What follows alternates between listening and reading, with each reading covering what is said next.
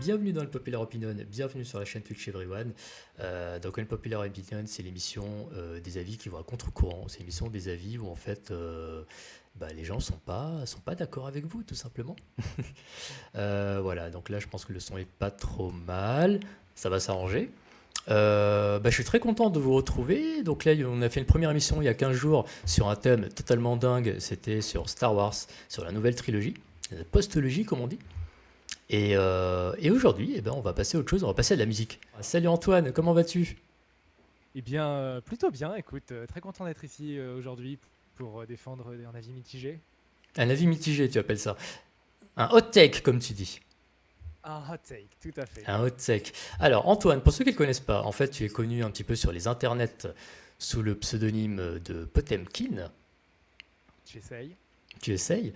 Et du coup, c'est vrai que du coup, nous, on se connaît depuis un certain temps déjà sur Internet, en fait, à distance, sur Twitter notamment. Écoute, on s'est connus au moment où Twitter était rigolo. On a fait ça. On a fait ça, et c'est vrai qu'on le disait en off juste avant, mais il y a la dernière fois qu'on s'était vu IRL dans le monde d'avant, c'est vrai que c'était à des milliers de kilomètres d'ici, et c'était assez exceptionnel. Ouais, quelque part du côté de l'Asie du Sud-Est. Du côté de l'Asie du Sud-Est, c'était voilà, non, On c'était joue nos influenceurs. ouais, mais tu sais quoi? En fait, c'est à ce moment-là en fait où j'ai eu envie de t'inviter pour cette émission parce qu'en fait, je me souvenais qu'en fait, non seulement tu es un homme de goût, tu baignes dans la culture, dans la musique, dans plein de choses, mais c'est surtout voilà, en fait, c'est la musique qui nous intéresse aujourd'hui parce que tu es musicien Absolument. Et de plus en plus.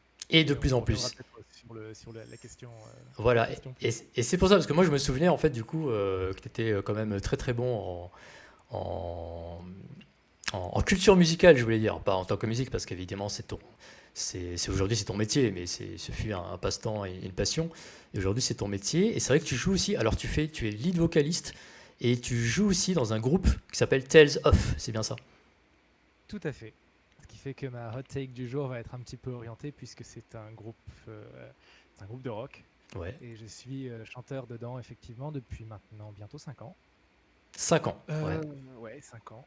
Et c'est vrai qu'on a eu de belles opportunités grâce à Tales of. On est notamment allé en Corée l'année dernière, il y a 2 ans déjà, Waouh. le monde d'avant, pour faire 4 concerts. Et on a joué aussi en France devant pas mal de monde. Donc, ouais, Ouais. Et comment tu c'était décrirais le type de musique de Tales of? C'est quoi? C'est du rock un peu. Alors, c'est pas pour mettre une étiquette, mais juste pour, voilà, pour savoir un Alors, petit peu à quoi ça ressemble. on est plutôt dans ce qu'on appelle le classic rock avec une sonorité hard. C'est-à-dire qu'on n'hésite pas à lancer des grosses guitares, à avoir de la batterie qui tabasse derrière et j'ai tendance à monter un peu dans les aigus. Donc c'est pour donner des groupes avec des sons que nous, on aime particulièrement et qui nous ont assez fortement influencés. Il va y avoir bien évidemment Led Zeppelin, il va y avoir Guns N' Roses, également aussi Soundgarden et de toute façon tout ce qu'a fait Chris Cornell. Donc voilà, notre rock s'oriente plutôt dans cette direction. Ok, super. Et du coup, ça fait 5 ans. Comment tu vis cette période actuelle? Parce que du coup, les concerts, il n'y a pas. Tu vois, le contact avec le public, il n'y a pas. Et c'est un peu difficile parce que pour des groupes comme le tien, en fait, c'est ultra important, surtout dans les premières années de vie d'un groupe de musique, de vraiment faire de la scène, quoi.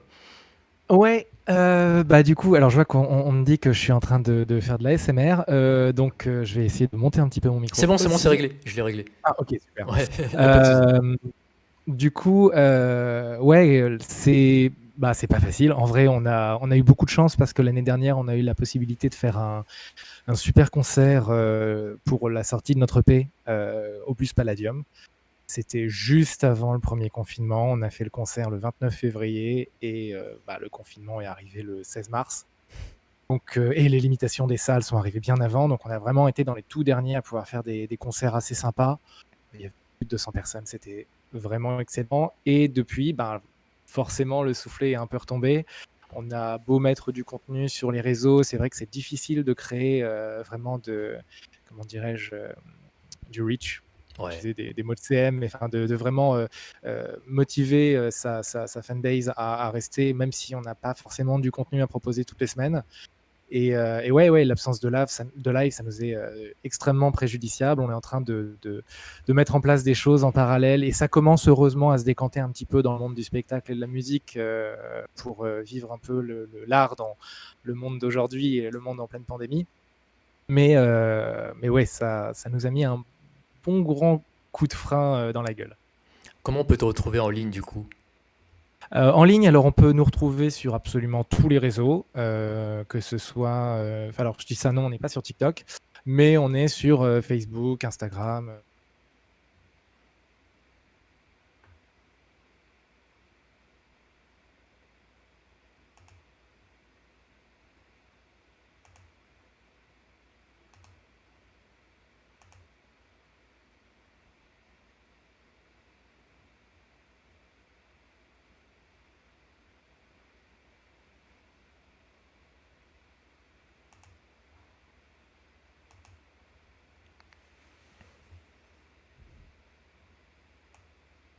Ouais, J'étais sur ta page SoundCloud en fait. Tu penses que si on met un peu de son, on va se faire tuer ou ça va?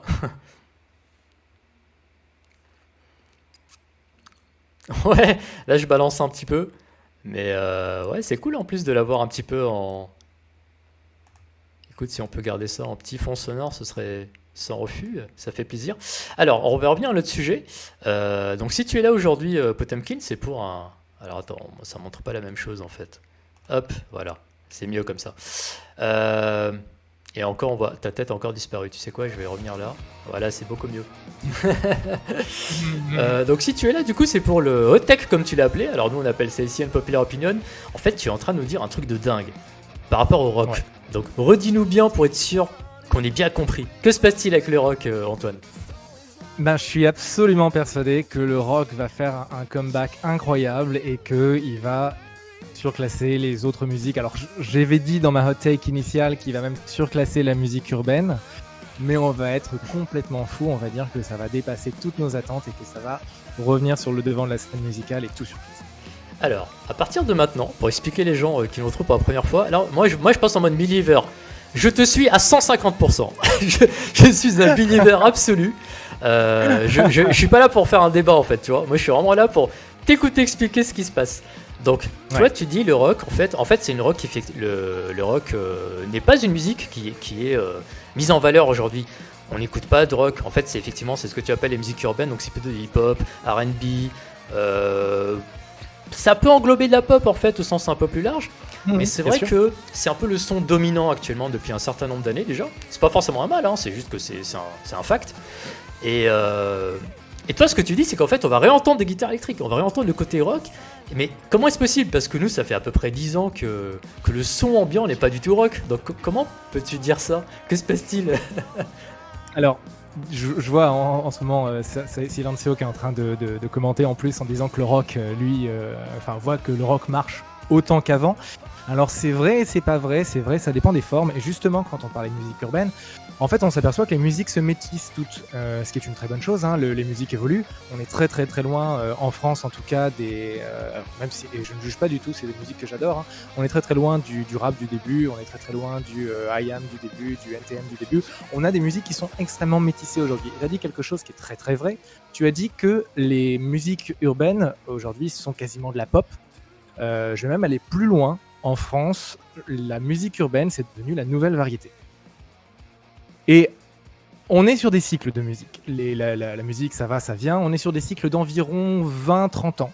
Le rock a eu un cycle un peu plus long. Il a eu de la chance parce qu'il commence, on va dire, à la fin des années 50 et va se propager jusqu'au milieu des années 90. Et il y a une grosse dégoulinante qui arrive avec le retour d'une espèce de rock anglais au début des années 2000. Tout à fait, j'allais en parler avec Franz Ferdinand, avec des groupes comme Casabian, des choses comme ça. Complètement. Ou la continuité de groupes tels que Muse. On avait encore à l'époque j'allais dire un petit peu de qualité. Et le Silencio parlait de R.I.P. Chris, je suppose qu'il parle de Coldplay. Je sais pas pourquoi il met R.I.P. Chris Martin va bien, hein, C'était Chris Cornell, c'était Chris par Cornell, rapport à pardon. Okay, c'était sur Soundgarden, qui lui est malheureusement décédé. Malheureusement. Mais Chris Martin va bien. Malheureusement. Non, je rigole, j'adore. Ouais, donc comment dirais-je, Le musique se métisse. On a été dans les années 2000 sur l'arrivée justement de sons qui étaient électro-rock, puis en fait tous les labels ont commencé à demander à avoir de la musique urbaine. Euh, alors il y a plein de raisons à ça, hein, et je vais peut-être revenir de manière un petit peu plus détaillée pourquoi. Mais aujourd'hui c'est très simple, je peux le dire en tant que groupe justement, on va dire semi-pro, on n'est pas non plus on n'est justement pas sponsorisé par, on n'est pas derrière un label où on n'a pas de grosses machines de production derrière nous, donc on fait tout en autoprod. Mais si jamais tu veux approcher un label aujourd'hui, que ce soit Universal Music, que ce soit Sony Music, que ce soit Warner, tous vont te dire ok c'est cool, mais deux choses, est-ce que tu fais de l'urbain ou est-ce que derrière tu chantes en français? Ouais. C'est les deux critères qui sont absolument essentiels si jamais tu veux être signé en France. C'est une histoire de quota, non? C'était peut-être une histoire de quota à une époque. Aujourd'hui, c'est surtout parce que c'est ce qui fait vendre, c'est ce qui marche. Maître Gims, depuis qu'il est sorti, enfin Gims tout court d'ailleurs, depuis qu'il est sorti de Section d'Assaut, est devenu bankable. Tout le monde l'adore. C'est un des un des Français les plus aimés aujourd'hui. Et qu'est-ce qu'il fait à la base? Il fait du gros rap qui tâche, qu'on aime ou qu'on n'aime pas, hein, c'est pas à moi de juger. Mais c'est devenu, je te le dis, hein, le rap, c'est devenu la variété. La variété d'aujourd'hui, ouais. C'est pour ça que tu vois des gens comme Soprano l'an dernier dans le jury des The Voice, par exemple. Enfin, tu vois, c'est... Oui. Même aujourd'hui, complètement. C'est devenu totalement mainstream. C'est pas forcément un mal hein, d'être mainstream, mais c'est vrai que actuellement, oui, le rap est la nouvelle variété française. Et tu vois aussi toutes les collabs. Tu disais que effectivement, toutes les musiques se nourrissent évidemment. Il n'y a pas d'étiquette totalement disparate. Tu vois, quelqu'un comme Vianney, pareil. Hein, je reprends l'exemple de The Voice parce que ça m'arrive de regarder. Voilà, tu vois, il fait des collabs avec des gens du hip-hop et tout se passe bien.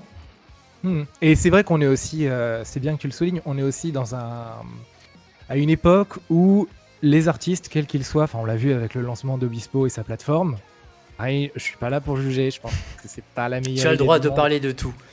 Mais Obispo dit grosso modo, j'emmerde les labels, j'ai suffisamment d'argent maintenant, je vais lancer ma plateforme parce que si jamais demain j'ai envie de chanter du reggae, je vais chanter du reggae. Et on a tendance à être un petit peu catalogué aujourd'hui quand tu sors quelque chose. Justement, moi je fais du rock, très clairement c'est quelque chose que j'adore faire.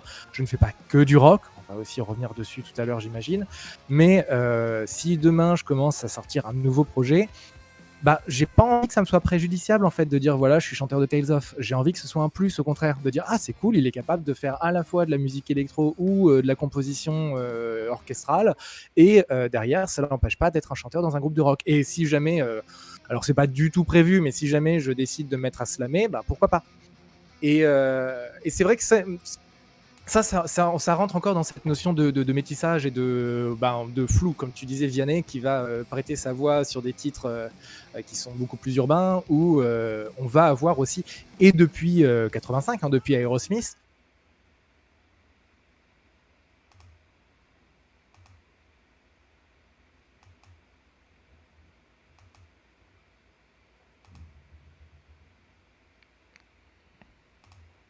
Ouais.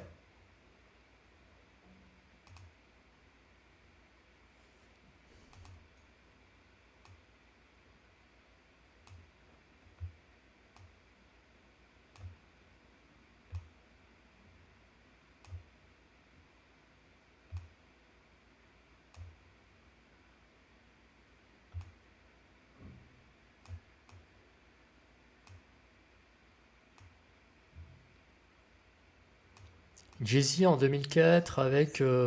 Ouais, il a fait des... Ouais, il a fait plein de featuring, je pense, avec des gens du rock. Parler.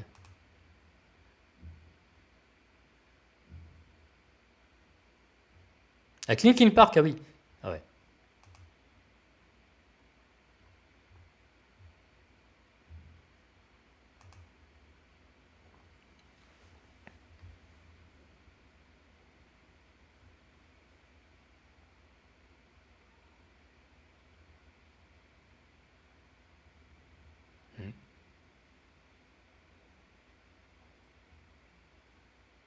ce que disait Silence You tout à l'heure, il a tout à fait raison quand il dit que je vais reprendre d'ailleurs ce qui était Alors, là-haut. excuse-moi, hein, parce que j'ai changé de scène et sur le chat, on me disait qu'on n'entendait plus rien. Est-ce que vous réentendez à nouveau?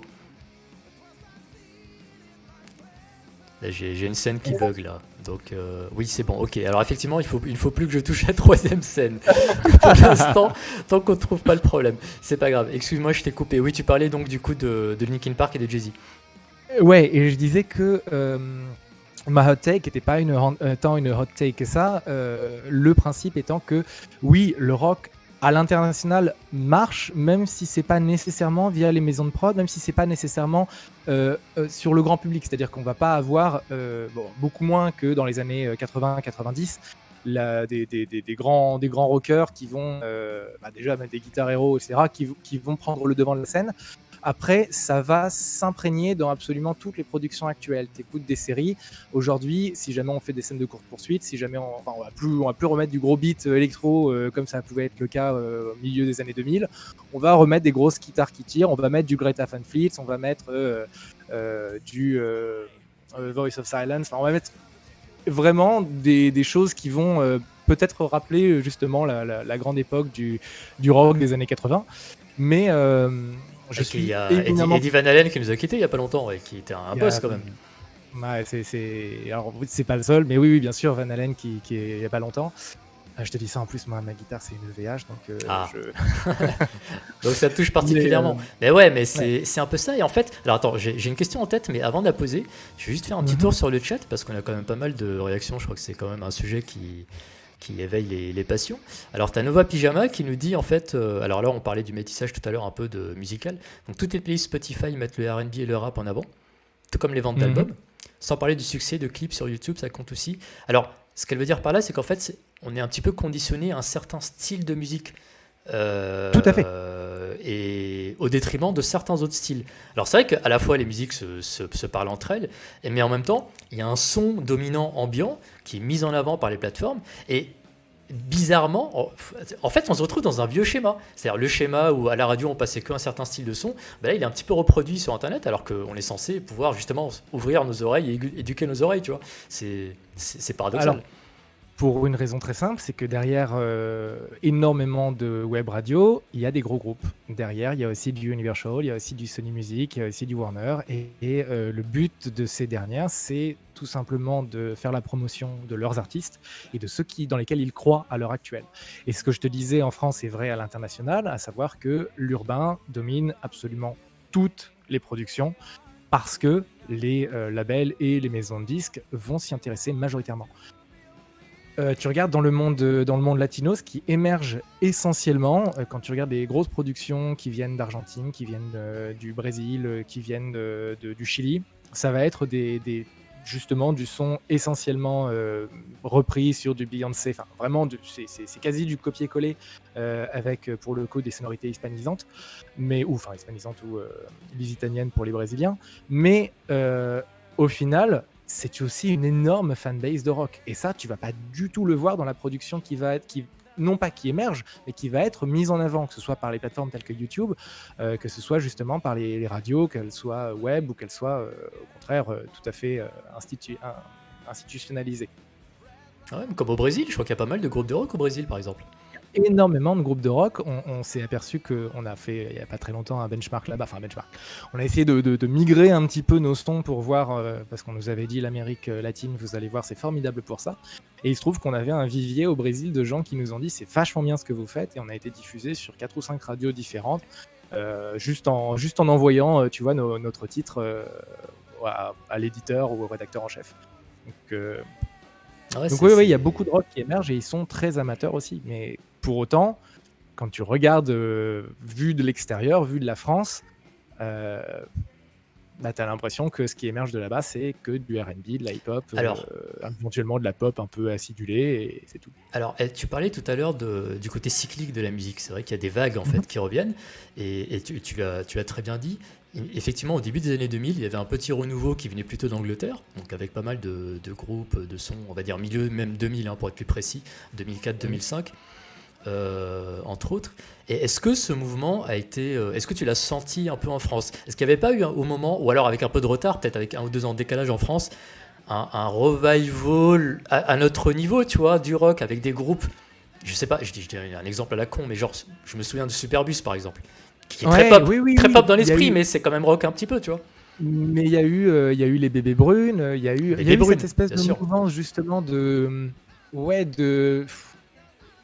rock pour tout le monde et pas trop tranché. En gros, on voulait sortir de cette vision selon laquelle le rock était forcément associé au punk ou au hard ou au metal, et donc un petit peu litigieux.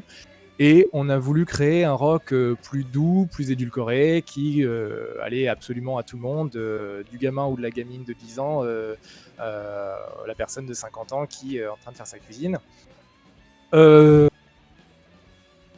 J'avoue que c'est moins mon kiff, et j'avoue que c'est pas ce que j'entendais par rock. Pour moi, c'est vraiment très très très pop, ça. C'est pop rock, voire pop pop pop rock. J'étais plus sur du retour de gros solos qui envoient dans tous les sens et des flammes sur les côtés. Ben ouais, ambiance Mad Max, quoi. C'est ça. Mais, mais est-ce qu'on a eu des guitar héros en France? Parce que c'est très américain comme concept. Parce qu'on a eu des vrais guitar héros en Euh, France. Ben, je vais être un peu cliché, mais je vais citer. Comment il s'appelle?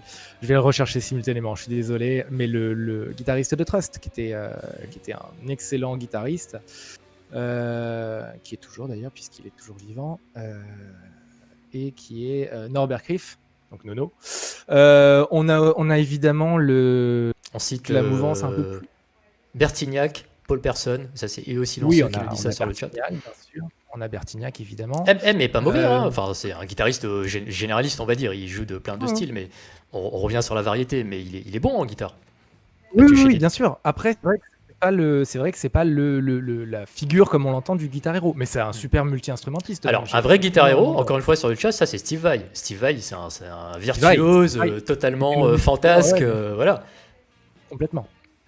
On a aussi du côté plutôt métal tout ce qui va être les guitaristes de Gojira et compagnie. Enfin, ça reste des monstres dans leur domaine qui sont reconnus internationalement. Après, c'est vrai que on cherche peut-être moins le côté guitar hero dans le métal, mais enfin, c'est loin d'être. Oui, si on en a eu en France, heureusement, j'ai envie de dire. Il y en a eu, donc ça c'est pas mal. Ça c'est pas mal, mais ils sont quand même moins visibles, tu vois, par rapport aux States, Oui, où oui. c'est vrai qu'on s'imagine, tu vois, Van Halen, Steve Vai, voilà, tu sais, des gens qui avaient une gueule et qui avaient une présence scénique totalement Slash, ouf. enfin, tu Voilà, regardes, Slash, ou évidemment, des Guns. même en Angleterre. En Angleterre, bah, quand tu regardes Jimmy Page de Led Zepp, tu fais ah ouais, quand même. Alors C'était un attends, petit peu avant, mais c'est intéressant le cas de Slash, parce que Slash a aussi fait des duos en dehors du rock. complètement. Je pense à Michael Jackson, je pense à plein de gens.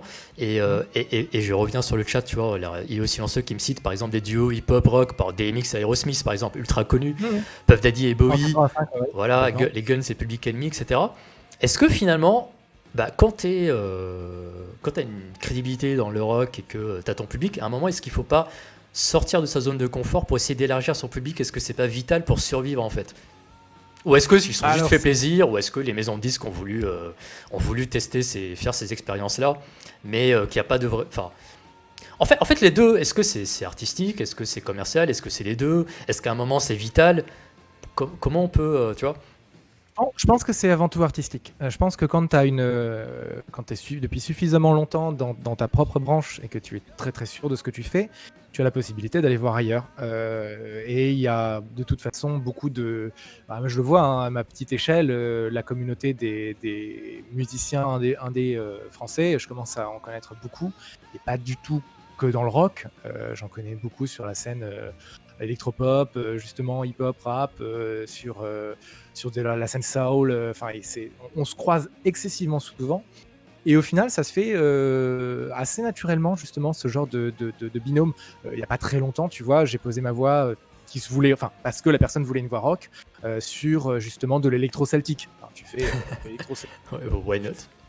Absurde. Mais je pense que, ouais, le featuring, alors oui, bien sûr, ça va permettre de mélanger des communautés, de faire connaître, bah, par exemple, la musique urbaine à une communauté rock ou le contraire. Après, ça peut aussi être instrumentalisé par les maisons de prod. Enfin, tout ce que tu as dit est vrai. Je pense que fondamentalement, ça va être la fibre artistique qui va guider les featuring, mais il y a la possibilité que ce soit purement commercial, purement instrumentalisé, que tout simplement il y ait une opportunité, enfin un opportunisme, que ce soit de la part d'un guitariste ou d'un chanteur qui veuille se faire remarquer et qui sait qu'en ayant ce featuring, ça va être. Donc il y a tout qui est vrai. Mhm. Je pensais à un truc en fait, parce que je sais que tu es aussi un gamer. Un Et peu. ici, un peu beaucoup, et sur cette chaîne, on adore les jeux vidéo. À peu près à la même époque dont on a parlé, en fait, on va dire des milieu années 2000, il y a une grosse vague de Mhm. jeux musicaux comme Guitar Hero, comme Rock Band. Est-ce que Mhm. ça faisait partie pour toi de ce cycle où le rock était émergent, était dans une pente ascendante? Ah bah clairement, quand moi là où j'ai halluciné, c'est quand j'ai vu sur World Tour, je crois, ou peut-être sur Guitar Hero 4, quand ils ont intégré du Tool, où j'ai fait waouh, ok, ça y est, ça arrive. Et oui, il y a eu un gros momentum, justement, fin des années 2000, où le rock avait une place encore prépondérante, où les gens qui avaient été ados avec, même, tu vois, oui, parce que ça reste du rock, même si c'est plus californien et un peu plus pop, un peu plus punk d'ailleurs, sur du Blink 182 ou sur du Sum 41. Mhm. Toutes ces personnes devenaient des jeunes adultes, ont commencé à porter ces musiques parce que elles les avaient accompagnés tout au long justement de leur scolarité, de leur université. Et t'arrives fin des années 2000 et il y en a absolument dans toutes les productions. Et ça retombe. Et Et ça ça retombe retombe, très bah, fort. ça a retombé avec le crash des jeux musicaux. Enfin, qu'à un moment, pendant 5-6 ans, on s'en est tellement tapé qu'après les gens n'ont plus acheté du tout. Mais c'est vrai que c'était cool en fait. Ça a vachement fait pour populariser. Enfin, moi je me souviens à titre personnel, j'ai découvert beaucoup de titres et j'ai pris mon pied sur les Guitar Hero et les Rock Band. J'ai trouvé ça génial en fait. Alors, des titres connus, mais en même temps des choses que je connaissais pas et qui faisaient partie du patrimoine du rock. Des titres mythiques en fait. Et des petits groupes, des machins. Alors j'ai même poussé le vice jusqu'à un moment prendre la version un peu freeware, là, tu sais, la copie de Guitar Hero qui s'appelait Frets on Fire. Ouais. Où Et où tu tu pouvais justement mettre absolument toutes les musiques que tu voulais. Exactement, tu pouvais mettre ce que tu voulais et c'était éclatant quoi. Tu pouvais mettre plein de trucs créés par voilà, la communauté. Bon, c'était totalement pirate, mais c'était sympa et ça te permettait de découvrir des musiques. C'est voilà. Ouais. C'était une. euh, Comment dirais-je, je perds mes mots, tout va bien. J'ai faim, je crois. Le, le moment où il s'est mis à y avoir des morceaux tirés de BO de jeux vidéo qui sont arrivés dans des grosses productions. Je pense notamment à, je retrouverai absolument pas le nom du groupe, mais qui était justement dans Guitar Hero et qui arrivait après dans la saga Twilight, au générique du Ah, premier épisode. alors ça va être dur à trouver. Je sais pas si sur le chat on va réussir à le Voilà. trouver. Ça, Ouais, c'est... non, c'est terrible. Ah bah attends, je Mais vais là tu dis, chercher attends, en c'est un faisant. morceau, c'est un extrait qui a été pris après dans. Non, le morceau était suffisamment populaire pour être déjà dans un Oui. gros jeu de rock, mais clairement, ce qui a donné au producteur l'envie de le mettre dans une BO d'un film aussi. Alors, c'est pas du tout mon kiff, hein, mais qui a Muse été ou Paramore, on me dit. aussi voilà, aussi. Comment? C'est soit Paramore. Muse, soit Paramore. Paramore, ouais. C'était Paramore, parce que Muse, c'était effectivement Supermassive Black Hole pendant la scène Ouais. du baseball, mais non, je pensais à Paramore, qui était Hmm. bien moins connu que Muse quand même à l'époque. Mais Silence You me terrifie par sa culture musicale. Je suis Ah, impressionné. écoute, voilà. Il va tout expliquer. Faut faire les choses avec lui. Non, mais c'est un rocker dans l'âme, cher Antoine. Alors c'est marrant parce que moi, il y a un groupe des années 70 qui me revient et que j'ai totalement découvert via Guitar Hero & Co, c'est Boston. Ouais. Tu vois, More Than a Feeling, tu vois, des trucs comme ça, c'était parmi les plus belles chansons de Guitar Hero. Et c'est vrai que, en fait, ça permettait vraiment de découvrir des groupes. Donc, quelque part, c'est aussi un instrument d'éveil musical, finalement, ce genre de. Jouer de la guitare en plastique, bah, ça te permet de découvrir des groupes que tu n'aurais jamais entendus autrement, quoi. Donc, ça, c'est pas mal. Et pour le coup, c'est vrai, comme on était sur Guitar Hero, c'est plus compliqué d'avoir, même s'ils ont fait du World Tour et compagnie, et s'il y a eu les équivalents sur les autres boîtes, c'est compliqué de faire des morceaux sur lesquels il y a zéro guitare aussi. Donc forcément, on était sur une typologie musicale assez particulière. Même si ça allait du pop au métal, je crois qu'ils ont jamais trop sombré dans le death, mais sombré. J'aime beaucoup le death, hein. Mais voilà, ça permettait de brasser un peu large, mais ça restait quand même des morceaux qui étaient essentiellement rock. Alors, petite parenthèse, je vais raconter une petite anecdote. En fait, dans une autre vie, j'avais un très bon pote qui avait un look un peu gothique. Euh, donc il s'habillait avec des New Rocks, tu vois, avec des trench coats en cuir et tout, il avait les cheveux longs, enfin bref, la totale. Et écoute, en été, bah, en fait, il s'était trouvé un job étudiant. Il Mhm. bossait c'était un gamer aussi, hein, donc il bossait dans un Micromania de la Défense. Donc super, donc il faisait chaud, voilà, tout va bien. Il passait ses journées dans le Micromania. Et en fait, un jour, il me dit, putain, Samy, en fait, là, j'ai écouté un truc, un putain d'album, putain, mais quelle tuerie. J'adore, je me le passe au magasin, mais putain, c'est mortel, quoi. Je passe des super journées avec. Et là, je fais quoi? Ouais, tu vas encore me parler de tes groupes symphoniques, rock symphonique, en mode, tu vois, je sors des noms, tu vois, que je connaissais pas, mais Symphony X, Devin Townsend, tu vois, des trucs comme ça, tu vois, un peu machin. Il me fait, mais de quoi tu parles? Mais je te parle du dernier album de Cher. Tu vois, c'est. Non, mais en fait, ça prouve le côté. Tu vois, faut pas rester dans les étiquettes, tu vois. Le gars, il était Complètement. gothique, rock et tout, symphonique, machin. Et en fait, son album du moment, je te jure, c'est vrai, c'était Usher, quoi. Et. Mais alors, c'est très rigolo ce que tu dis parce que, comme, voilà, comme toute personne qui a un groupe, j'en parle quand même beaucoup autour de moi. Le moment où j'envoie à des gens mes morceaux, je sens une espèce de gêne, du genre, ah là, ça va être encore du rock. Et le retour qu'on a systématiquement, et j'ose espérer, peut-être un peu candidement, mais bon, je fous pas la pression aux gens, tu vois, je suis pas en train de leur dire, vas-y, fais-moi un retour dessus. Vraiment, je balance le lien, et puis après, il vit comme il vit. Le retour que j'ai essentiellement, c'est, bah, j'aime pas le rock, mais ce que tu fais, ça déchire, j'ai écouté tout le P. Et ça recoupe ce que tu dis, tu vois. Faut vraiment pas rester enfermé dans des cases. Et je pense justement que les gens vont vers des genres musicaux, quels qu'ils soient, avec un nombre de préjugés pas Ouais. possible. Tu vois, quand mon frère se met à écouter du Supreme MTM en début des années 90, c'est clairement pour emmerder mes parents. Et ça marche pas très bien finalement parce que mes parents aiment bien. Mais c'était pour, voilà, j'arrive avec, on est dans une famille on va dire un peu bourgeoise et je vais te faire je vais te mettre du rap pour te montrer un petit peu ce que c'est la vie des filles, tu vois. Et ouais, ça marche plus actuellement quand tu vois justement un Eddie de Preto ou autres qui font de la musique urbaine aussi, mais pourtant tu vas rester sur ce préjugé très très fort comme quoi bah, la musique urbaine c'est la musique des cités, comme quoi le rock soit c'est du punk d'un mec qui est en train de se foutre une seringue d'héroïne au fin fond d'une ruelle, soit ça va être des mecs qui viennent forcément des États-Unis et qui font des tours dans lesquels c'est absolument la débauche. Enfin, tu as toujours ces préjugés quand tu vas te mettre à écouter ce genre de musique. Et c'est bien de passer outre, justement, bah, comme ton pote qui, en tant que gros gothique, va écouter du Usher et va surkiffer et dire que c'est son album du moment, voire de l'année. Ouais, totalement.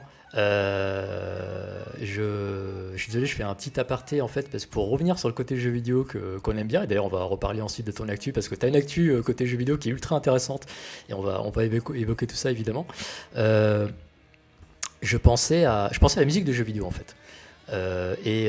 Parce que finalement, le jeu vidéo reflète un peu l'état un peu de la société. Et c'est vrai que finalement, on n'entend pas beaucoup de rock dans les musiques de jeux, bizarrement. Alors, est-ce que c'est cyclique ou est-ce que c'est par genre? Peut-être que, tiens, à un moment, si on remonte à très loin, effectivement, t'avais sur Mega Drive, t'avais plein de shoot'em up, où t'avais plein de sons un peu gros lourds derrière, genre Thunder Force et compagnie. Peut-être que GTA ensuite permis de mettre quelques morceaux de rock, mais c'était quand même des bandes son très éclectiques. Tu vois, t'as de l'électro, du Mm. hip-hop, plein de choses. Mais il n'y a pas beaucoup de jeux avec une bande son vraiment rock. Tu vois, je pense à F-Zero, parce que j'adore F-Zero. Et encore, le dernier, il n'est Ouais, pas du tout rock, mais mais ça reste c'est effectivement assez très rare orienté. finalement. Alors, j'essaye de réfléchir du coup aux jeux que j'ai fait dernièrement. Euh, Il y a des guitares qui tâchent un peu dans Hades, la BO d'Hades, Ah, Hades, qui est ouais, qui est assez tout récent, ouais. formidable. J'avoue que j'ai pas fait Cyberpunk dont parle Silencio, donc je sais pas, Cyberpunk, c'est mais comme ouais. GTA au niveau de la bande son. C'est-à-dire que c'est très Ouais, éclectique. c'est très T'as une plus dominante électro pour Cyberpunk, ce qui est logique, mais Mm. t'as quand même du rock un peu lourd aussi. Euh, ouais, non, en réfléchissant, effectivement, maintenant que tu le dis, il n'y a pas de jeu que j'ai fait dernièrement dans lequel tu vas avoir. Soit c'est des BO de commandes. Non, t'as peut-être raison, écoute. Ah, Après, il y a des BO, il y a plein de BO de jeux indés qui sont du chiptunes, qui vont plutôt aller emprunter au rock que à d'autres genres, Mais des BO purement rock comme ça, pour moi la dernière, mais c'était très orienté. Enfin, la dernière vraiment où vous y allez à fond, voire à 2000%, c'était Brutal Legend. Mais Ouais, forcément, c'était le principe. C'était dans un monde de métal, quoi. c'est le principe, ouais. Euh, En fait, ce que je veux dire par là, ouais, c'est non. que quand t'es pas dans un truc très référencé, bah, finalement, on n'entend pas beaucoup de rock dans le jeu vidéo non plus, finalement. C'est-à-dire Mhm. que, au-delà des jeux musicaux et au-delà des univers très métalleux esthétiquement, bah, t'as pas beaucoup de rock, t'as pas beaucoup de guitare électrique, t'as pas beaucoup de setup, de groupe tu vois, qui fait de la musique rock en fait. Tu peux écouter, Après, t'as de la musique un peu symphonique, un peu façon orchestre, t'as des trucs un peu très synthés qui font musique de jeux vidéo un peu à l'ancienne, mhm, t'as as des trucs un peu urbains dans les jeux de sport, tu vois, les jeux de sport, t'as beaucoup de hip-hop par exemple. mhm. Euh, mais on n'entend pas le côté rock en fait, pas souvent. C'est pas faux. Je vais pas visualiser comme. Enfin, tu vois, là, j'ai même pas d'avis sur la question parce que j'avais même pas Jack, réalisé dit avant que Jack tu m'en parles. Agoni, ouais. Mais là, quelle raison je pourrais voir? Oui, alors le fait que de toute façon, quand on va demander des BO, on va forcément se baser. Enfin, c'est forcément les maisons de production qui vont aussi imposer sur les gros jeux, les AA et compagnie, qui vont dire, bah, en fait, on vous propose de faire on vous propose de vous céder, ils vont pas céder les droits parce que ça, ils n'ont pas la possibilité de le faire, mais de vous faire une exploitation à moindre coût de tel titre parce qu'il marche déjà et de faire une espèce d'échange de bons procédés. Voilà, les gens vont aller écouter le morceau. Après, alors, je viens de réfléchir si à une BO, mais maintenant ça commence déjà à dater, où j'avais Tu été peux te lâcher. hyper agréablement surpris, c'était la BO de Borderlands. Où, Ah, bon, c'était l'introduction et la conclusion, et Borderlands 2, c'était The Heavy, le générique d'introduction et le générique de fin. Et pour le coup, c'était méga rock. Enfin, c'est du rock un peu folk, mais c'était très rock. Euh, et je pense à ça parce que justement, j'avais découvert le groupe grâce à la BO du jeu où j'avais fait ah putain, c'est absolument génial, il faut que je sache ce que c'est. Et j'avais chasamé direct. excellent. Euh, mais ouais, peut-être que les producteurs font. Enfin, j'imagine que ça va être encore une espèce d'énorme entre-soi entre les maisons de disques et les gros studios de jeux vidéo. Alors, c'est là où Euh, Antoine, tu peux jouer un rôle pour sauver le monde. Absolument. Parce que t'as un Mais je vais projet. m'efforcer. T'as un projet dans la musique de jeux vidéo, dis-nous tout. J'ai. Alors, pour résumer, puisqu'on a dit que je faisais de la musique maintenant à temps plein en début d'émission, jusqu'à l'année dernière, moi j'étais RH. Donc, absolument rien à voir avec le milieu musical, même si j'avais évidemment cette passion et que j'avais mon groupe Donc depuis RH, quelques années. ressources humaines, tu recrutes des gens. Tout à fait. Où tu les vires. Mais en l'occurrence, j'avais plutôt tendance à recruter. Euh, le. Qu'est-ce que j'allais dire? Oui, du coup, l'année dernière, espèce de prise de conscience, voilà, pas possibilité de continuer à me mentir ou voilà, revêtir un changement de carrière. Oui, n'est-ce pas, Nova? Euh, Non, mais à ça venait pas changer de nulle part, tu faisais déjà de la musique avant. Je faisais déjà de la musique, mais décider d'en faire un temps plein, c'était clairement pas gagné. Et le but était de faire autre chose que purement mon groupe, parce que je suis quand même très objectif. Même si demain on remplit le Stade de France, si jamais on veut être viable, il nous faudra encore 2 ans. Si on reste en autoprod, voilà, c'est quelque chose qui prend du temps. Donc j'avais eu l'idée de monter mon label musical. Il se trouve que 2020 est arrivé très très fort dans la gueule, avec sa pandémie mondiale et ses désillusions, et le projet a beaucoup changé. Simultanément, j'ai un ami qui m'a demandé de faire la BO de son jeu. En fait, j'avais déjà fait un featuring sur la BO du premier. Et là, il me dit, écoute, le compositeur est pas dispo, il a d'autres projets. Est-ce que ça te dirait de prendre la totalité du projet? Alors, quel est J'ai ce commencé projet? par me dire, alors le projet c'est Goetia, Goetia 2 en l'occurrence, puisque le premier épisode est sorti en 2016, si je dis pas de bêtises. Mhm. C'est vrai que dis-nous tout, Euh, c'est un jeu d'aventure, c'est un point and click, hein, c'est ça? c'est un point and click tout à fait. Le principe c'est donc comme à l'ancienne, comme les Myst, les Riven, même tous les jeux LucasArts de la belle époque. Le but est donc d'avancer dans différents tableaux en résolvant des énigmes. Le principe de Goetia étant que tu n'as pas de corporalité. Ouais. La Goetia, c'est la magie des fantômes, c'est tout ce qui va être poltergeist et compagnie. En fait, tu incarnes Elizabeth Blackwood qui revient dans le manoir de sa famille après sa mort et après la Première Guerre mondiale pour s'apercevoir que le manoir a été totalement abandonné. Et donc, tu dois, en tant que fantôme, avec la magie qui t'est propre, réussir à comprendre ce qui s'est passé. Ça, c'est le pitch du premier. Le second se passe bien plus tard, à Venise, dans une Venise complètement dévastée également. En tout cas, sans aucune âme qui vive. Et l'ambiance s'y alterne justement la Venise un peu rêvée du 15e, 16e siècle, avec au contraire un côté très industriel, avec les ports commerciaux, etc. Et un laboratoire un peu froid dans lequel le jeu commence. Et donc, avec le créateur du jeu, on a beaucoup réfléchi à comment créer cette musique. Et ce qui est assez génial, c'est que justement, pour le coup, la pandémie nous a permis de passer beaucoup de temps, de beaucoup échanger. Et donc, on a passé des heures et des heures à discuter de ce qu'on voulait faire, comment on voulait le faire, et finalement de créer quelque chose qui était totalement sur mesure. Et c'est ce qui m'a aussi énormément plu avec ce projet. Et moralité, il en découle que j'ai un deuxième projet qui commence. Alors, je peux pas trop en parler pour l'instant parce que c'est quand même vraiment au tout début. NDA. J'ai un deuxième projet qui commence. Ouais.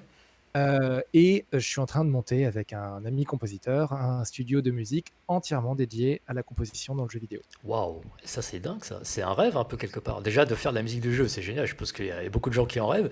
Et en plus te lancer dans une structure vraiment dédiée, c'est ouf. Alors, c'est clairement un rêve. Je t'avoue que j'ai même... Alors, pour l'instant, c'est en train de se monter, hein. Il y a encore 1000 choses à faire. Ne serait-ce que sur le nom du studio, on est à peu près d'accord parce qu'on a plein de références en commun, mais il faut vérifier que surtout, c'est pas trop connoté à l'international. Enfin voilà, on a encore un petit travail de recherche à faire à ce niveau-là. Mais oui, c'est un rêve, clairement. Je vois Nova qui demande comment on en vient à composer. À dans la composer, musique est-ce que ça demande des compétences particulières? Est-ce que Ouais. ça demande des compétences particulières? C'est vrai que c'est. Bah, ça dépend du pitch en fait. Non, tu peux très bien faire une BO de jeux vidéo entièrement guitare-voix, si jamais c'est ce que le créateur du jeu en face veut. Moi, je sais que je me suis formé depuis quelque temps déjà à la musique assistée par ordinateur, ce qu'on appelle la MAO. Donc, je compose avec un clavier, avec une guitare, avec ma voix et avec mon ordinateur, en l'occurrence sur Ableton, mais ça pourrait être Logic, ça pourrait être Kontakt, ça pourrait être ceux qui existent. Et ensuite, ça a été beaucoup d'allers-retours avec le créateur. C'est vrai que je ne sais pas si j'aurai la patience de le faire sur tous les jeux, parce que ça a demandé beaucoup de temps, forcément. Après, c'était une première BO, et ça permet de développer des automatismes. Et comment, Donc comment les tu travailles en compétences... fait? C'est-à-dire qu'on te donne des éléments du jeu, des screenshots, et toi tu dois imaginer une scène, enfin une ambiance particulière. Alors, en l'occurrence, c'est assez amusant parce que faut s'imaginer que quand tu fais de la musique, quelle qu'elle soit, hein, je parle là du jeu vidéo, mais j'ai aussi fait de la musique pour des émissions où j'ai fait justement, enfin, quand on commence à créer un groupe avec des gens qui jouent d'un instrument, mais qui sont pas forcément, comment dirais-je, qui sont musiciens, mais qui sont pas versés soit dans le solfège, soit dans... Enfin, tu vois, tu vas dire à ton batteur, par exemple, là, on veut un rythme pour accompagner quelque chose qui va être particulièrement triste. En fait, tu dois trouver des mots, et c'est ce que font les créateurs de jeux vidéo ou autres. Ils doivent trouver des mots pour communiquer avec toi. Tu t'aperçois que tu n'as souvent pas le même vocabulaire. Donc là, ce qui est très pratique quand même avec la musique et avec le projet qui s'est tenu, c'est que lui arrivait avec tout un corpus de musique qu'il avait déjà en tête, parce que c'est tous les jeux qui ont marqué son enfance. C'est tout ce qu'il voulait intégrer dans cette BO justement. Il y a même le moment où j'ai pas du tout réécouté la musique de Myst. J'avais un vague souvenir de ce que c'était, et je lui ai pondu un titre, et il m'a dit ah ouais, là tu y allais très très très très fort sur le Myst quand même. Et vraiment, c'était uniquement des réminiscences, tu vois. C'était des nappes sonores, des montées un petit peu mélancoliques, des notes éparses par-ci par-là. Et c'était très amusant justement de voir que avec un pitch initial, et sans forcément trop forcer, tu es capable de prendre l'univers. Après, c'est pas toujours facile de communiquer. Là, pour le coup, ça s'est hyper bien passé, mais c'est pas toujours facile de communiquer. Je sais que pour justement avec ce copain avec lequel on va lancer le studio, justement, lui, il fait aussi de la musique, pas seulement pour des émissions ou pas seulement pour des jeux vidéo, mais il fait aussi de la musique pour des interprètes, des personnes qui n'ont pas la patience de créer leurs propres titres et qui vont les interpréter.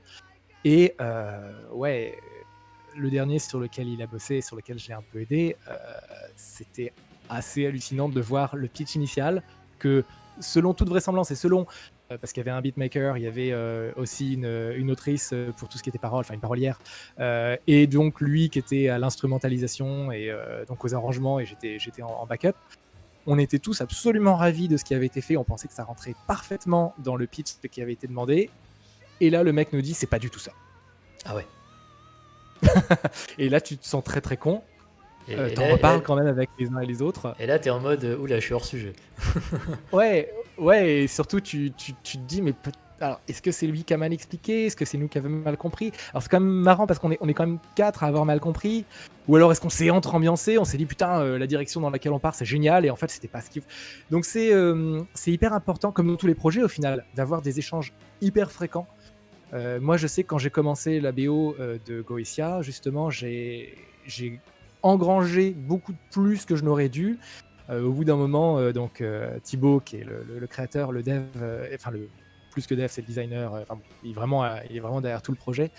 Thibaut m'envoie un mail un petit peu salé en me disant, écoute, ça fait 1 mois et demi que je t'ai demandé si tu pouvais m'envoyer des sons, j'ai toujours rien, qu'est-ce qui se passe? Et là, crise de panique, je lui balance tout. Et en me disant, il va me dire c'est de la merde, oh là là, c'est horrible, qu'est-ce que je suis en train de faire, je suis une fraude après tout. Et qui suis-je pour penser que je pouvais faire de la musique de jeux vidéo? Et là, il me renvoie, hein, ah c'est génial, j'aime tout, bon, il y aura 2-3 trucs à retravailler, mais super direction, on continue comme ça. Et là, t'es pas hors sujet. Voilà. Et donc, comme quoi, c'est important juste de communiquer. Et derrière, ce qu'on a fait, c'est que tous les titres, je les envoyais en amont, ils me validaient ou pas, ils me disaient, je pense que là, tu peux enlever ça, ou tu peux rajouter, et avec son vocabulaire, donc c'était, tu peux me rendre ça un tout petit peu plus triste sur la deuxième minute, et derrière, on s'arrange. Enfin, c'est assez amusant, justement, de voir le mélange plus que le mélange des univers, le métissage sémantique qui va en découler. Ouais, bah, ça fait partie du travail de création. Finalement, il y a des choses qui se rencontrent, et voilà, ça permet effectivement d'aller vers la même direction. Toi, c'est quoi en fait tes musiques de jeux préférées? Ouh. Enfin, si tu as des compositeurs en tête, ou voilà, ou des OST en tête que tu adores vraiment, ou Alors, qui t'inspirent encore aujourd'hui. je vais pas être du tout original, puisque, comment dirais-je, enfin, j'aime énormément, et ça m'a beaucoup, beaucoup inspiré, Nobuo Uematsu, donc le compositeur de Final Fantasy jusqu'à l'épisode 10. Il était Après, en ça a concert à changé Paris, là, il y a 3-4 ans. Tu y étais? Non, j'y suis pas allé, mais oui, effectivement, il y avait organisé par Wayo Records, il me semble. Ouais. Oui, c'est ça. Et non, j'y suis pas allé, à mon grand dame. Je suis pas dans un super état émotionnel il y a 2-3 ans quand il est passé. Mais c'est vrai que c'est dans les BO qui m'ont marqué quand j'étais gosse. Et justement, dans leur évolution entre on est sur des instruments MIDI et petit à petit, on peut rendre tout ça un peu plus symphonique. Enfin, j'ai adoré. Oui, parce qu'il y a aussi les contraintes technologiques, c'est une grosse passion aussi. Là, je suis en train de me lancer très fort dans le chiptunes parce que je découvre ça, et de voir que c'est dû à des contraintes techniques à la base, c'est prodigieux. Et donc de voir l'évolution d'un compositeur comme Nobuo Uematsu, qui est un compositeur classique à la base, qui est un grand organiste, qui a fait le conservatoire de je vais pas y arriver, pas de Tokyo, pas de Kyoto, je vais pas y arriver. Mais un conservateur au Japon, en tout cas. Mais en tout Voilà, cas, ce que tu veux dire, c'est qu'il a une formation classique, en fait. Il a une formation classique et il est venu à la musique de jeux vidéo par passion. Mais c'est très souvent le cas en fait au Japon. Tu t'aperçois qu'il y a beaucoup de compositeurs qui sont venus à la musique de jeux vidéo, de séries, d'animés et compagnie parce que ils avaient besoin de manger à un moment donné. Et au final, on a des très très très grands noms dans les compositeurs. Sinon, tu vas avoir comment il s'appelle si je suis en train de rechercher le nom simultanément, mais la BO de Céleste qui est absolument Ah oui, tout prodigieuse. à fait, ouais, c'est une compositrice pour Oui, par Lena Céleste. Raine. Ouais, Lena Raine. Lena Raine, Euh, exactement. dans les dernières BO qui m'ont très fortement inspiré, ouais, il y a elle. J'en parlais tout à l'heure, mais la BO de Hades, c'est pareil. T'as des moments où j'arrêtais le jeu juste pour entendre les grosses lignes de basse qui se dessinaient à l'arrière. Et là, tu dis, enfin, ça fait plaisir, tu as du gros Ah son, ouais, boum, quoi. ouais, ça fait plaisir d'entendre des bonnes basses. C'est même dans les musiques, dans les mixages actuels, on a toujours tendance à oublier les basses et ça me rend un peu triste. Je dis ça, on a fait pareil sur le dernier EP parce que je me suis aperçu que en faisant justement en réalisant du son de A à Z, donc en faisant aussi le mastering et le mixage, bah, je me suis aperçu que j'avais un casque qui flattait énormément les basses et que là, le casque que tu vois avec lequel je suis en train justement de t'écouter, c'est un casque de Home Studio et c'est complètement neutre, ce qui fait que quand j'ai des lignes de basse dessus, si jamais elles commencent un tout petit peu à se dessiner et que je mets un autre casque, j'envoie un truc énorme. Donc, je suis un peu triste de voir que ouais, la basse est souvent sous-jouée dans les compositions actuelles. Donc là, ça faisait plaisir dans Hades. On parle de Scourgebringer. Ça, c'est Nova Pyjama qui sort ça sur le chat. Tu connais Scorchbringer. Scourgebringer, ça doit être un jeu indé, il me semble. Alors, je regarde ça. La Scorchbringer, basse, c'est pas ce j'avoue qu'on que je entend, n'ai mais ouais. pas. Ouais. Alors cette histoire de Malheureusement. basse, ça me rappelle d'un truc. Bon, dans l'actu, on a vu la séparation des Daft Punk, notamment. Alors ils sont pas du tout dans le rock à la base, mais par contre, encore une fois, on a parlé de cycle tout à l'heure. Je trouve qu'en fait, à chacun de leurs albums, ils ont réussi à capter un peu le son du moment, de la décennie. Tu vois, par exemple, Totalement. Homework en 97, bah, c'était vraiment la côté techno, électro, un peu early en fait, tu vois, un peu tout était neuf et un très brut de décoffrage.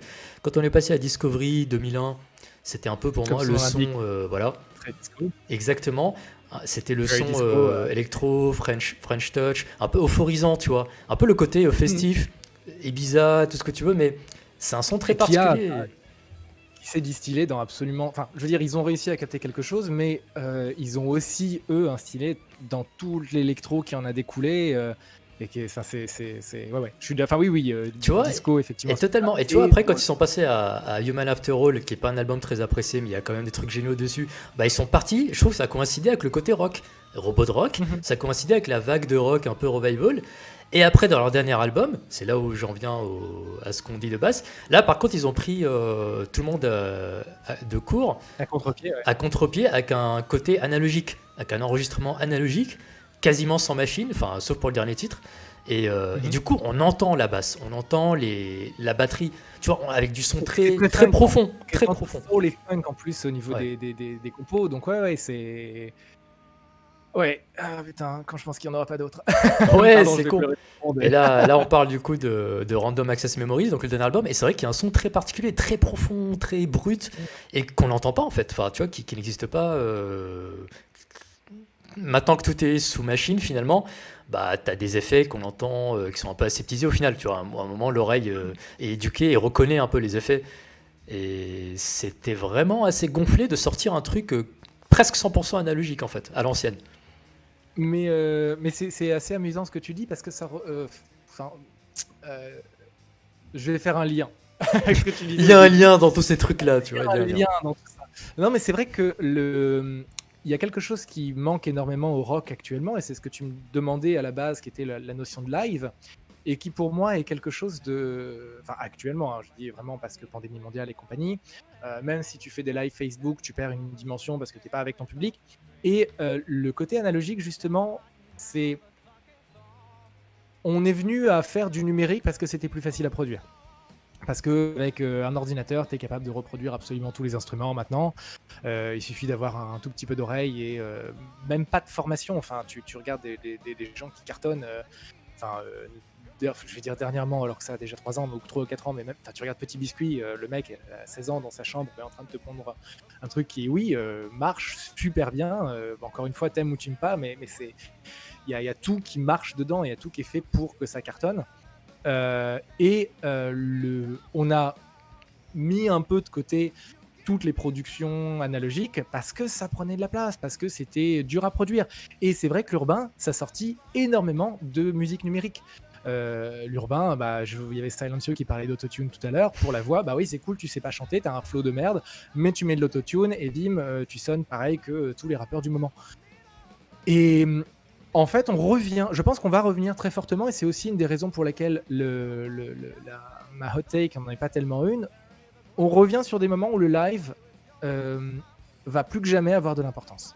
Les festivals là, qui ont tous été annulés les uns après les autres pendant maintenant 2 années consécutives. Alors il y en a qui réussissent à se maintenir. J'ai vu pour la Douve Blanche qu'ils avaient validé les dates en juillet. C'est chouette pour eux. Avec des places assises, c'est ça? Avec des places assises, ouais, bien sûr, les contraintes. Il y a GGTL, qui est un festoche électro à Amsterdam, qui se maintient pour l'instant en septembre, selon les contraintes sanitaires hollandaises, qui sont un peu moins strictes que les françaises. Ils ont vraiment vendu énormément de places. Je ne sais pas comment ils vont réussir à assurer le festival, mais bon, on croise les doigts pour eux. On revient sur une volonté du live. Et derrière, c'est terrible à dire, mais même si c'est des énormes performeurs, même s'il y a une énorme dimension clip et production, enfin même sur l'animation des réseaux, tu fais pas mieux que l'urbain. C'est hallucinant. Pourquoi est-ce que les producteurs de tout poil se sont orientés vers la musique urbaine? Mais parce que les mecs, ils ont des communautés de dingue à leur portée. En 2 clics, ils sont capables d'avoir des bastons entre les différentes communautés. Enfin, c'est absolument génial d'avoir ça. Dès qu'il y a le baston entre rappeurs sur TikTok ou Snapchat ou Insta, ça fait le buzz de fou, quoi. Je suis absolument pas ça, et pourtant je suis au courant justement des dernières hot takes de Booba. Alors, en l'occurrence, oui, c'est ridicule, mais c'est hallucinant de voir la force de frappe qu'ils vont avoir avec très peu de moyens, une maîtrise des réseaux qui est parfaite, souvent des clips qui vont être faits, qui sont très bien faits. Je te le dis parce que là, on est en train de monter des clips de notre côté, et putain, ce que c'est compliqué quand t'as pas une bonne équipe derrière. Et bon, c'est pas le message que j'ai envie de véhiculer, tu vois. Encore que y a des clips, énormément de clips urbains qui sont ni sexistes ni complètement en train de dire on va tout casser. Et ouais. Pour autant, je suis désolé, je ressens absolument aucune émotion quand sur scène, t'as un mec qui vient slammer et que t'as une beatbox derrière qui va faire qui va produire les sons. Il y en a qui arrivent, c'est presque du one-man show à ce niveau-là, c'est bien de réussir à occuper la scène, mais ça fait pas l'effet d'un groupe, quoi. Et c'est pareil pour les productions électro, c'est cool d'avoir un DJ devant toi, mais c'est mieux si jamais il est capable de faire le show, c'est mieux si jamais il a des instrumentistes. Et donc ma hot take finale, c'est je pense que le rock va revenir parce qu'on a besoin de live actuellement. Plus que jamais, finalement. Plus que jamais. Parce que le live peut pas être mort, et parce qu'il n'y a rien de mieux pour animer une scène qu'une vraie formation. Et que en plus de ça, au-dessus de tout ça, quand tu as un groupe de rock qui est capable de te faire un vrai show, eh ben putain, t'as envie que le concert il dure 1000 ans, quoi. Donc, je suis intimement persuadé que dans les gros retours qu'il va y avoir le retour live, le retour du live rock. En fait, c'est que nous, c'est notre plus-value. En fait, c'est ça la clé, c'est que ça va être le retour du rock par le biais de la musique live, entre autres. Par le biais parce qu'on n'en entend plus, et du coup, les gens en ont envie, en fait, justement. Les gens se nourrissent de ça. Enfin, c'est un lien social extraordinaire. Moi, je sais que l'absence de concert, que ce soit du côté artiste ou du côté public, c'est la chose la plus dure à gérer. Est-ce que Twitch peut jouer un rôle là-dessus? Parce que là, je vois que l'heure tourne, donc j'essaye d'aller vers la fin de l'émission. C'est vrai qu'on a eu un petit retard au début à l'allumage, mais toi, tu utilises Twitch ou pas? Tu penses que c'est un des moyens qui permet de reproduire cette expérience live? Je pense que Twitch apporte une dimension. C'est pas le live au sens concert du terme, mais je sais que nous, c'est quelque chose qu'on va essayer d'exploiter le plus possible, justement avec mon acolyte, parce que dans les projets très, très proches, on veut justement montrer un petit peu notre savoir-faire. Comme ça permettra peut-être de répondre à la question de Nova. Et on veut créer une chaîne Twitch dédiée justement à la composition en direct. C'est-à-dire avoir un pitch de base. On nous balance un morceau, on nous balance un jeu, on nous balance une image, on nous balance un mot. Et derrière, à partir de ça, on commence à trifouiller tout ça devant tout le monde. On anime comme on peut à côté parce que c'est pas juste drôle de voir un écran sur lequel vont s'afficher des barres. Hein, c'est un petit peu ça la composition par ordinateur. Et en parallèle, enfin à la fin, que le morceau soit satisfaisant de notre côté ou non, on le publie. C'est top ça. Et c'est ultra expérimental. Je sais pas si ça se fait, mais parce que en fait, tu touches deux cases là. Tu es à la fois dans le côté proposition de musique live en direct et en même temps tu montres la création, le processus créatif. C'est ça. Attends, ça a l'air dingue. Et je pense que Twitch est la plateforme parfaite pour faire ce genre d'expérimentation, justement. Eh bah écoute, je te souhaite vraiment que ça fonctionne en fait et que ce projet puisse être lancé quand tu le pourras. C'est vraiment top. C'est cool. Là, on arrive bientôt, on arrive progressivement à la fin de l'émission, comme à 14h12. Écoute, un dernier mot, on va répéter la hot take, j'aime bien faire ça en fait, c'est pour être sûr que les gens aient bien entendu, bien compris. Mais en fait, je pense que les gens qui nous ont suivis, peut-être qu'avant ils étaient sceptiques, mais maintenant, écoute, nous notre but c'est pas de les convertir, mais en tout cas, de se dire voilà, il existe un avenir où on va probablement entendre plus de musique rock, et c'est bien pour tout le monde, c'est bien pour nos oreilles, c'est bien pour la diversité. On est d'accord. Tu vois, moi je suis pas un gros fan de rock, mais je veux en entendre plus, parce que voilà, tu vois, on respire, on s'ouvre, c'est bien. Et je pense qu'il y a de la place dans les oreilles de tout le monde pour absolument tous les genres musicaux. C'est trop bien dit. C'est trop bien dit.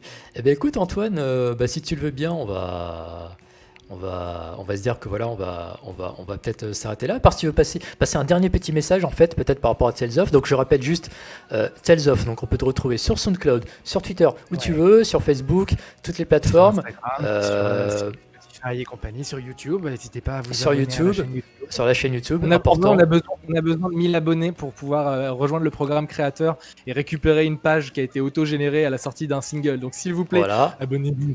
Voilà, abonnez-vous sur Tales of, hein, c'est écrit bien comme ça, un peu comme Tales of Symphonia, tu vois, comme les jeux Namco là, Tales of. Mais il y a 2 F.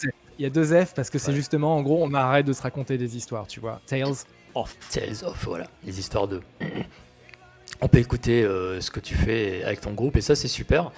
On en a parlé, des projets dans la musique de jeux vidéo, ça c'est vraiment passionnant.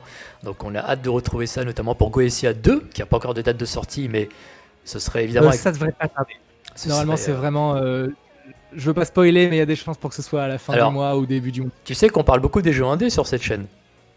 Oh. Et Nova Pyjama sur le chat fait des émissions en fait où elle teste des jeux indés. Donc ce serait super d'avoir par exemple les développeurs de Goetia pour une petite session quand le jeu sera sorti ou même une version preview, ce serait vraiment super. Eh ben écoute, je leur en parle. Il y a moyen qu'on puisse organiser ça très facilement, donc il n'y a aucun problème. Je leur en parle dès qu'on arrête la chaîne. Eh ben ce serait génial. Alors, j'ai pas le droit d'utiliser la scène 3 pour montrer des images, sinon je vais me faire bannir à vie. Mais c'est pas grave, du coup on a bien donné tous les endroits où on peut retrouver Tales of. Antoine, donc Potemkin, écoute, je te remercie pour ta présence, c'était super, c'était passionnant. Et vraiment, c'est toujours un plaisir déjà de parler à des artistes et surtout en ce moment, enfin tu vois, où les artistes prennent assez cher quand même sur la période actuelle. Et c'est vraiment à chaque fois une bouffée d'air frais, tu vois. Ça nous fait vraiment penser à autre chose et c'est la culture, c'est l'art, c'est la musique, c'est ce qui nous relie quoi. Donc c'est vraiment top. Essentiel. Et c'est ultra essentiel. Merci 1000 fois pour ta présence merci à toi, et pour ta passion. Je suis sûr qu'on va se reparler à d'autres occasions, peut-être pour d'autres sujets, parce que tu vois, on a traité de la musique de groupe, on a traité de gaming, mais tous ces sujets sont tellement vastes, en fait, on peut en parler pendant des heures et des heures. Mais écoute, ce n'est qu'un début, crois-moi. Et c'est cool. Je suis plus que motivé pour revenir si jamais il y a besoin. Avec grand plaisir. Et c'était vraiment très chouette de pouvoir discuter, échanger et donner un peu mon opinion, tu vois, genre vraiment très mitigée. Oh là là. Non, tu verras que maintenant, t'as plein de believers, en fait. T'as des gens qui vont dire, voilà, le rock va revenir, c'est bon, c'est sûr, on y croit. C'est pas possible, voilà, exactement. Yo, les gars. Merci d'avoir suivi donc Unpopular Opinion. Il y aura une prochaine émission la semaine prochaine avec un thème jeux vidéo, il me semble. On va goupiller ça dans les détails, mais ça va être assez sympa comme voilà. Sur Twitch Everyone, alors faut que je parle un petit peu de la chaîne. On s'est lancé il y a à peu près un mois, on a déjà pas mal d'émissions, donc comme j'ai le dit, on parle de jeux vidéo indé très souvent, avec le Player Pass, avec les émissions de Nova, de Thierry, enfin on fait beaucoup de choses là-dessus. Du jeu indé, les jeux disponibles sur abonnement, sur les plateformes. On parle, alors on a une émission qui est très rigolote, d'ailleurs hier on a une histoire assez marrante à ce sujet, qui s'appelle On nous a rien demandé. Alors ça c'est plutôt une émission sur la communication, le monde de la publicité, des agences et tout, et c'est très instructif en fait, c'est très intéressant à suivre. On fait des tournois de jeux vidéo aussi, donc demain, je sais pas si t'es bon à Street Fighter 5 toi.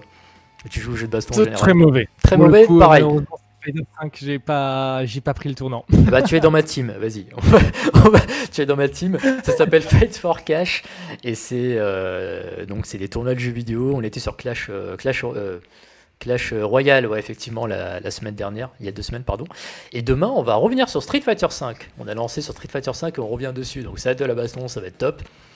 Voilà, donc si vous aimez ce que vous voyez sur Everyone's, la chaîne, et bah, continuez à suivre la chaîne.